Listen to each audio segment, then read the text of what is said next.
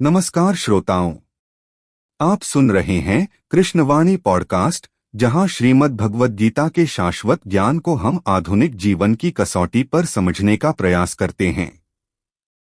आज के इस विशेष एपिसोड में हम चर्चा करेंगे भगवद गीता के कर्म योग सिद्धांत की, जहां भगवान श्री कृष्ण हमें सिखाते हैं कि जीवन में कर्म से बचना असंभव है, लेकिन कर्म में आसक्ति ही बंधन का कारण बनती है। आज हम जानेंगे कि कैसे निष्काम कर्म, फल की इच्छा का त्याग, मन का निग्रह और ईश्वर के प्रति समर्पण मनुष्य को मानसिक शांति, संतुलन और अंततः मोक्ष की ओर ले जाता है। तो आइए कृष्णवाणी के साथ इस चेतना यात्रा की शुरुआत करें।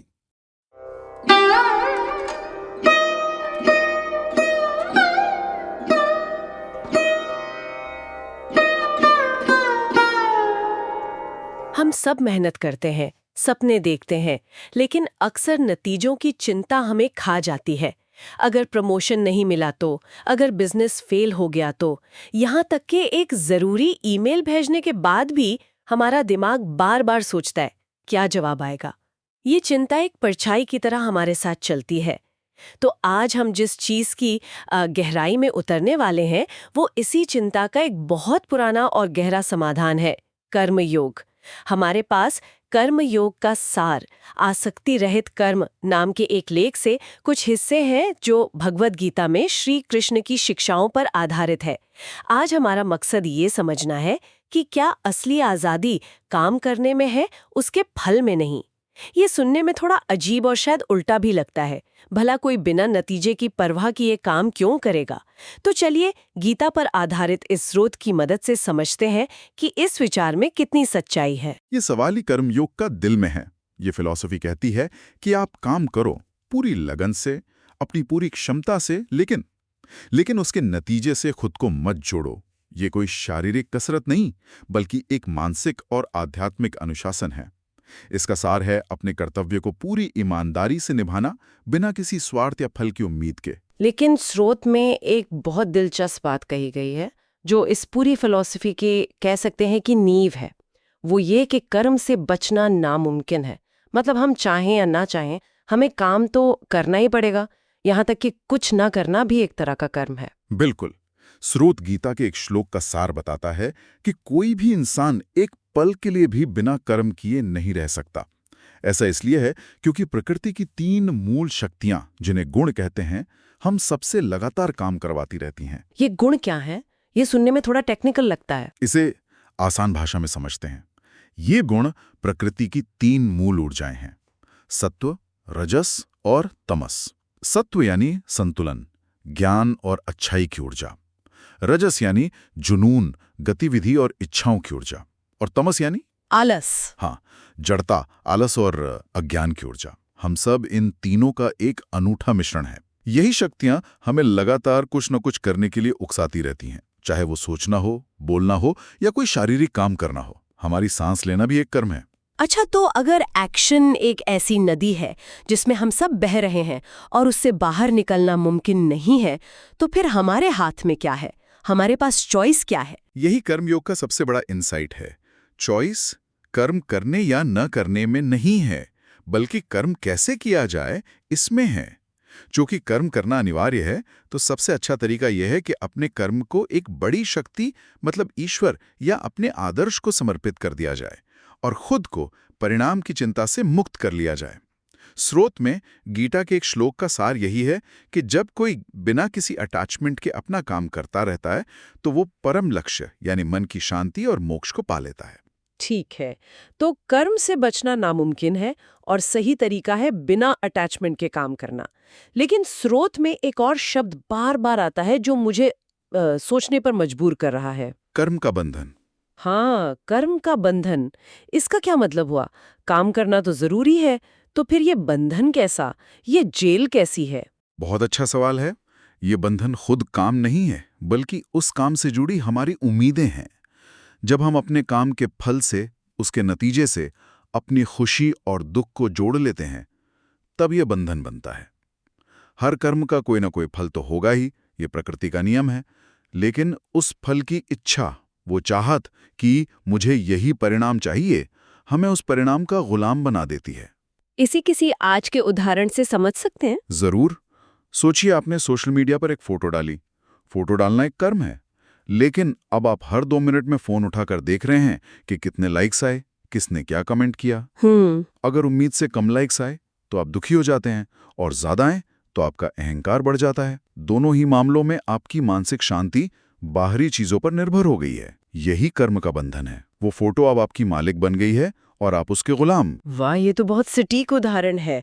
तो स्रोत में गीता का जो सबसे मशहूर श्लोक है वो इसी बंधन से आजादी का रास्ता बताता है, जिसका सार है कि तुम्हारा अधिकार सिर्फ कर्म करने पर है, उसके फल पर कभी नहीं। बिल्कुल। और यहाँ जो बात आकर्षक है वो इसका गहरा मनोवैज्ञानिक अर्थ है। देखिए, किसी भी काम का नतीजा सिर्फ हमारी मेहनत पर निर्भर नहीं करता। उस पर हजारों दूसरे फैक्टर्स का असर होता है जो हमारे कंट्रोल से बाहर है। जब हम फल की उम्मीद करते हैं तो हम अनजाने में ये मान लेते हैं कि नतीजा पूरी तरह हमारे हाथ में है, जिससे अहंकार पैदा होता है। और जब नतीजा मन मुताबिक नहीं आता तो निराशा, गुस्सा और दुख जन्म लेते हैं। कर्म योग कहता है कि इस पूरे इमोशनल ड्रामा से बाहर निकलो, अपना 100% दो और फिर नतीजे को स्वीकार करो, चाहे वो कुछ भी हो। लेकिन एक मिनट, यहाँ एक प्रैक्टिकल सवाल उठता है। अगर हम फल की इच्छाएं छोड़ देंगे तो फिर कुछ बड़ा हासिल करने का मोटिवेशन कहाँ से आएगा? क्या इससे लोग आलसी नहीं हो जाएंगे? कोई कंपनी क्यों शुरू करेगा या किसी बड़े एग्जाम की तैयारी क्यों करेगा अगर उसे टॉप करने की इच्छा ही नहीं है? ये कर्म योग से जुड़ी सबसे बड़ी गलतफहमी है, और आपका सवाल बहुत जरूरी है। गीता कर्म फल का त्याग करने को कहती है, कर्म का त्याग करने को नहीं। वो ये नहीं कहती कि आप लक्ष्य मत बनाओ या मेहनत मत करो। वो कहती है कि अपना सर्वश्रेष्ठ प्रदर्शन करो, लेकिन उस प्रदर्शन को नतीजे की चिंता से जहरीला मत बनाओ। और दिलचस्प बात यह है कि आधुनिक मनोविज्ञान भी इसे मानता है।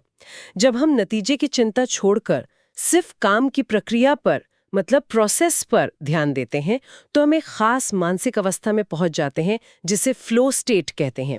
ये वो अवस्था है जहां हम काम में पूरी तरह डूब जाते हैं, समय का पता नहीं चलता और हमारी परफॉर्मेंस अपने आप बेहतर हो जाती है।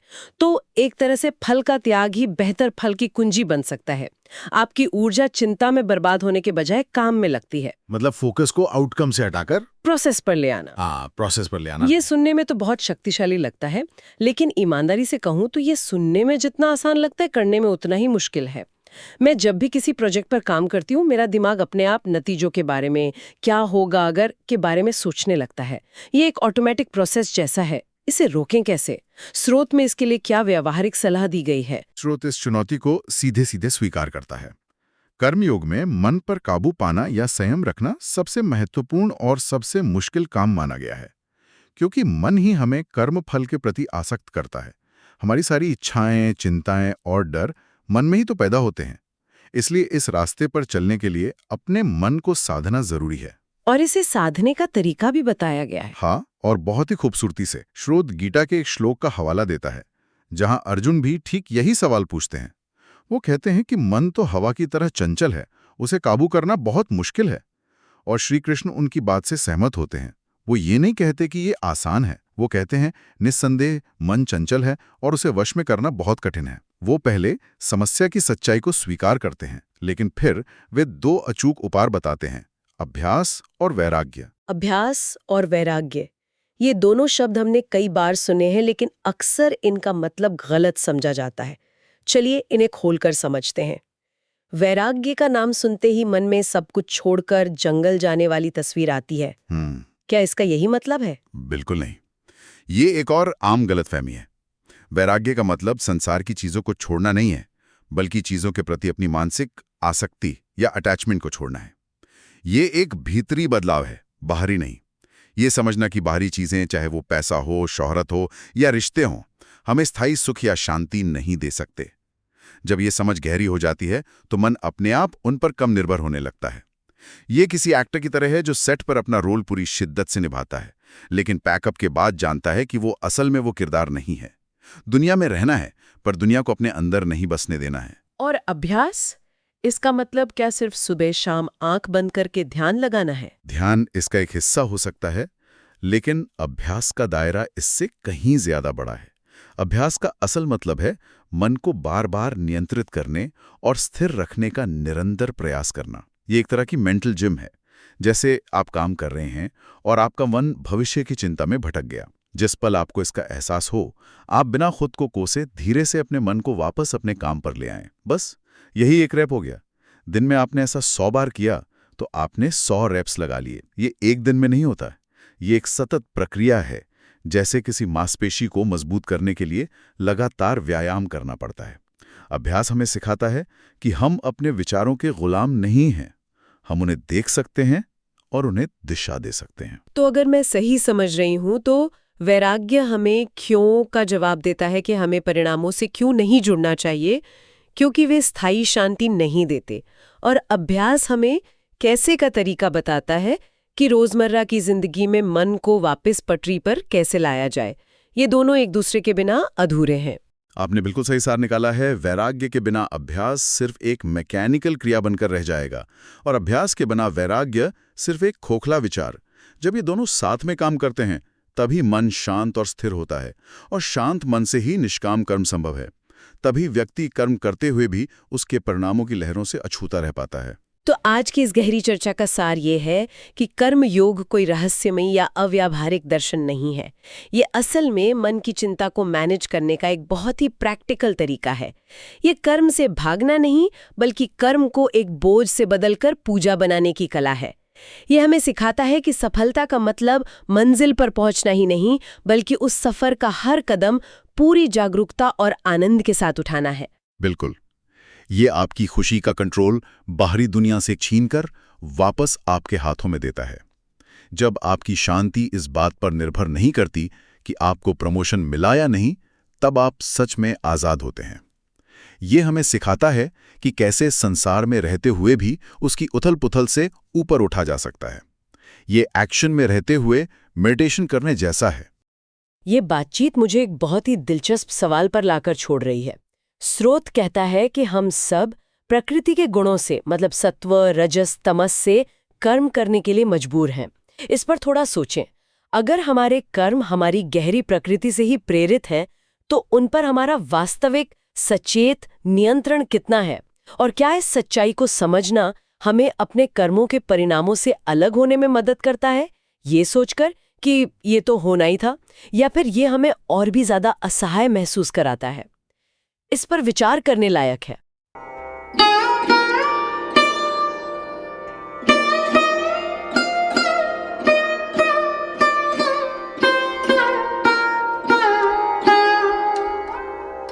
श्रोताओं, आज की इस चर्चा से यही स्पष्ट होता है कि कर्म छोड़ना समाधान नहीं है, बल्कि कर्म को शुद्ध करना ही मुक्ति का मार्ग है।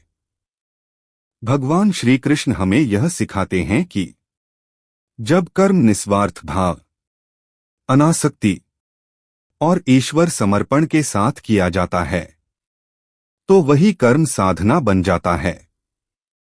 मन का निग्रह, निरंतर अभ्यास और कर्तव्य के प्रति जागरूकता ही जीवन को संतुलित और शांत बनाती है। यदि यह विचार आपको स्पर्श करें तो कृष्णवाणी पॉडकास्ट को फॉलो करें, हमारे YouTube चैनल को सब्सक्राइब करें और इस ज्ञान को अधिक से अधिक लोगों तक पहुंचाएं। अगले एपिसोड में हम फिर मिलेंगे, गीता के एक और गूढ़ संदेश के साथ। जय श्री कृष्ण।